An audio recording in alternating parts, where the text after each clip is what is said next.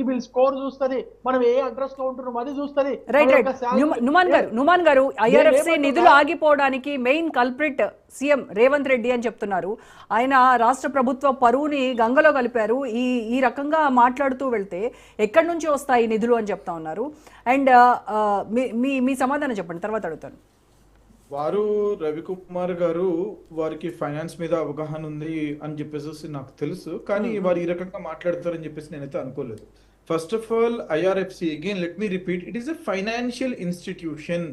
ఒక ముఖ్యమంత్రి వర్యులు వారు ఆ చైర్ లో కూర్చొని ఆ రకంగా మాట్లాడారని చెప్పేసి it could be A political statement.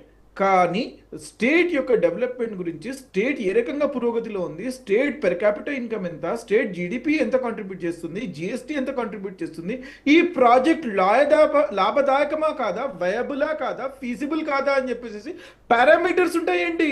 ఒక ముఖ్యమంత్రి వీళ్ళు ఒక స్టేట్మెంట్ ఇచ్చిన మాదిరిగా నేను నీకు లోన్ ఇస్తానని చెప్పేసి ఎవరు అనరండి. సరే, ఇప్పుడు వచ్చే ఐఆర్ఎఫ్సి ఫండ్స్ దేనికి ఉపయోగిస్తున్నారు? ఫేజ్ 1 టేక్ ఓవర్ చేసుకోవడానికా, ఫేజ్ 2 విస్తరణ కోసమా, దేనికోసం అనేది మీరు ఐఆర్ఎఫ్సి శాఖ నుంచి అడుగుతున్నా కూడా మీరు దానికి సమాధానం చెప్పలేక 2 నెలల నుంచి కూడా డిలే చేస్తా వస్తున్నారు అని చెప్తున్నారు. let me reiterate this, okay? వారు ఇది ఒక్కటే కాదు కదండి.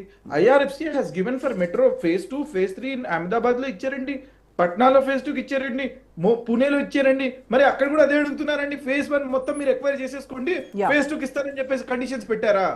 ఎందుకంటే ఇటువంటి మాటలు మాట్లాడి తెలంగాణకి రాగానే మీరు యొక్క కండిషన్స్ మీరు పెడుతూ ఉంటారు. అక్కడ వేరే బీజేపీ రూల్డ్ స్టేట్ లో ఉంటే మాత్రం మీరు ఇచ్చేస్తారు, మీరు డిస్పోజ్ చేసేస్తారు. మీరు please let us not talk about this is what is discrimination. ఇది నేను అదే అంటున్నాను, ఇది చాలా ఇంపార్షియల్ అండ్ డిస్క్రిమినేట్ చేస్తున్నారు. రాష్ట్రాల మధ్యలో మీరు ఈక్వాలిటీగా చూడాలి, కానీ ఈ రకమైన మీరు సవతి తల్లి ప్రేమ చూయించకూడదు అంటున్నానండి నేను. మీరు ఇంకొకసారి ఒక ఇండివిజువల్ కాదండి, ముఖ్యమంత్రి వర్యులు, please understand what is a responsible person, is head of the state. అదే కదా వాళ్ళు కూడా చెప్తున్నారు, హెడ్ ఆఫ్ ద స్టేట్ కాబట్టి ఆయన మాట్లాడేదానికి సందర్భానికి అనుసారంగా వారు మాట్లాడతారండి. It could be a media conclave or it could be anything. 100% 7 lakh crore is our debt. మనం డెట్ రిడెన్ స్టేట్ లో మనకు అప్పు పుట్టట్లేదు, మనకు తీవ్ర ఇబ్బందులు ఉన్నాయని చెప్పేసి వారు ఉద్యోగ సంఘాల దగ్గర కానివ్వండి, టీచర్ల గారి దగ్గర కానివ్వండి, మరో చోట కానివ్వండి వారు మాట్లాడారు. దాంట్లో ఎటువంటి తప్పు లేదు. కానీ దాని ఆధారంగా మేము లోన్ అని చెప్పేసి ఏదైతే మాట్లాడుతూ అది తప్పు అంటున్నాను నేను. వారి యొక్క రెప్యుటేషన్ ని గంగలో కలిపారని చెప్పేసి మీరు ఏదైతే మాట్లాడుతున్నారో అది తప్పు అంటున్నాను నేను. మీరు దాని ఆధారంగా కాదు, దానికి కావాల్సినటువంటి పారామీటర్స్ ని చూసి మీరు ఇస్తారు. కాబట్టి పక్క రాష్ట్రాలకి ఏ రకంగా అయితే ఇచ్చారో దానికి ఆధారంగానే మాకు కూడా ఇవ్వాలి అని చెప్పేసి మేము అంటున్నాం. ఇట్ ఈస్ రీఫైనాన్సింగ్ అండి, nothing that you're giving a new loan, you're giving equity. ఏదైతే ఇది స్టేట్ గవర్నమెంట్ కి చెందినటువంటి డెట్ అండ్ ఈక్విటీ ఉంటాయండి. రవికుమార్ గారు, బీజేపీ పాలిత రాష్ట్రాలకు ఒక న్యాయము, వేరే పార్టీల అధికారంలో ఉన్నటువంటి రాష్ట్రాలకు సవతి తల్లి ప్రేమ చూపిస్తోంది కేంద్ర ప్రభుత్వం. మళ్ళీ చెప్తున్నాను, ఐఆర్ఎఫ్సి ఏదైతే చెప్పిందో మీరు మళ్ళీ ఇంతకుముందు నేను ఈ పాయింట్ మర్చిపోయాను. నేను ఎస్పీవి కింద మీరు లోన్ అడుగుతున్నారు, అంటే స్పెషల్ పర్పస్ వెహికల్ కింద ఐఆర్ఎఫ్సి లోన్ అడుగుతున్నారు. ఐఆర్ఎఫ్సి ఏం అడిగిందంటే why don't you take as a state డెప్ట్, అంటే స్టేట్ డెప్ట్ లో ఎందుకు కలుపుకోరు, ఎస్పీవి కింద ఎందుకు, ఈ ప్రశ్న కూడా అడిగింది ఐఆర్ఎఫ్సి. దానికి కూడా సమాధానం లేదు. నేను 2 నెలల నుంచి వీళ్ళు ఏం సమాధానం చెప్పలేదు చెప్పినా కదా, దాంట్లో 3 అంశాలు ఉన్నాయి. ఒకటేమో ఓఎన్డీస్ ఎట్లా చేస్తారు, ఆపరేషన్స్ అండ్ మెయింటైన్ ఓఎన్ఎం ఎట్లా చేస్తారు, లోన్ ఏ విధంగా క్లియర్ చేస్తారు, దాని తర్వాత మూడోది మీరు why don't you take it as a state డెప్ట్ అని చెప్పేసి ఈ యొక్క ఐఆర్ఎఫ్సి నుంచి వచ్చినటువంటి కమిటీ అయితే పెట్టారో ఆ కమిటీ ద్వారా రాష్ట్ర ప్రభుత్వానికి వచ్చినటువంటి క్వైరీస్ అన్నమాట.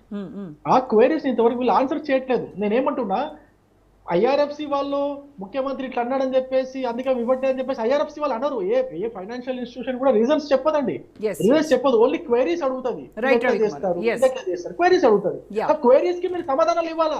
ఆ సమాధానాలకి సాటిస్ఫై అవుతే ఏ ఫైనాన్షియల్ ఇన్స్టిట్యూట్ అయినా వాళ్ళు రిలీజ్ చేయడానికి ముందుకు వస్తారు. అంతేగాని మీరేదో రాజకీయంగా మాట్లాడారని చెప్పేసి దాని గురించి ఆపేశారని చెప్పేసి ఐఆర్ఎఫ్సి వాళ్ళు ఎక్కడ కూడా స్టేట్మెంట్ ఇవ్వలేదు. నేనంటున్నా, పొలిటికల్ గా ఈ విధంగా రెప్యుటేషన్, రాష్ట్రం యొక్క రెప్యుటేషన్ ని మీరు కింద పడేస్తే ఖచ్చితంగా ఏదైనా రెప్యుటేషన్ పడప్పుడు ఏ ఫైనాన్షియల్ ఇన్స్టిట్యూషన్ అయినా కూడా కొంచెం వెనక ముందు ఆలోచిస్తారు.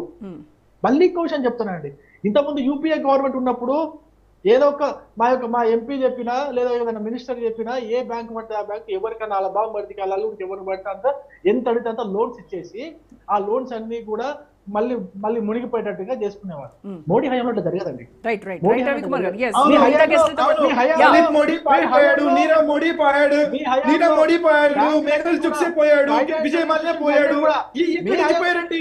బాగా గుర్తు చేస్తున్నారు. రైట్ ఆఫ్ ఎవర్ చేశారండి? మీరు బాగా చాలా అంబానీ యొక్క చిన్న అంబానీ అనిల్ అంబానీకి రైట్ ఆఫ్ ఎవర్ చేశారండి. ఎందుకంటే ఈ రకంగా మీరు మాట్లాడతారు? మీరు గుజరాతీలకి ఏ రకంగా అయితే రైట్ ఆఫ్ చేశారు మర్చిపోయారా? మేహుల్ చోక్సీ ఎంత అప్పు పెట్టిపోయాడండి? విజయ్ మాల్యా ఎంత పెట్టిపోయాడండి? చెప్పండి. నీరవ్ మోడీ ఎంత పెట్టాడండి?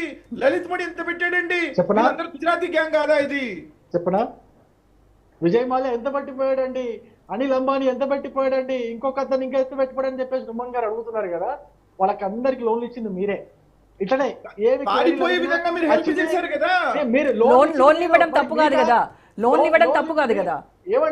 ఏమండి లోన్లు ఇచ్చేటప్పుడు ఇట్లనే అజాగ్రత్తగా ఇస్తే ఇట్లనే ఏది పడితే అది లేకుండా గానీ ఇచ్చేస్తే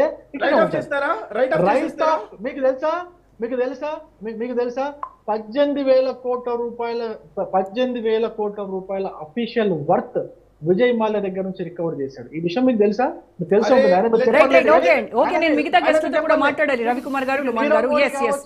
yes రవికుమార్ గారు లెక్క చెప్తా ఎంతెంత రికవరీ చేశారు, ఎంతెంత ఆస్తులు, ఎంతెంత. రవికుమార్ గారు మన సబ్జెక్ట్ అది కాదు. రవికుమార్ గారు మన సబ్జెక్ట్ అది కాదు. రైట్ ఆఫ్ బ్యాంక్స్ చేసే రైట్ ఆఫ్స్ కి మీనింగ్ ఏంటో కూడా నేను చెప్తాను. ఓకే రవికుమార్ గారు ఒక నిమిషం ఆగాలి. ఎంతవరకు జప్తు చేశారు? ఎన్ని వేల కోట్ల రూపాయల ఆస్తులు, డబ్బులు బ్యాంక్ అకౌంట్ సీజ్ చేశారు? వాళ్ళన్ని లెక్కలు ఇవ్వమని నేను లెక్క. రవికుమార్ గారు ఒక నిమిషం ఆగండి. yes నేను మిగతా గెస్ట్లతో కూడా మాట్లాడాలి. దానికంటే ముందు ఒక షార్ట్ బ్రేక్ తీసుకుని వద్దాం. Stay tuned.